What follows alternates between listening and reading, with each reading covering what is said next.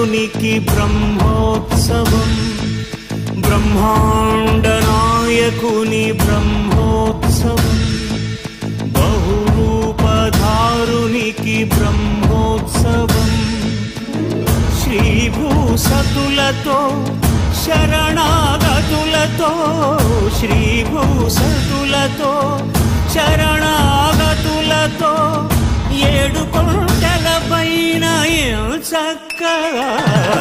బ్రహ్మరూపునికి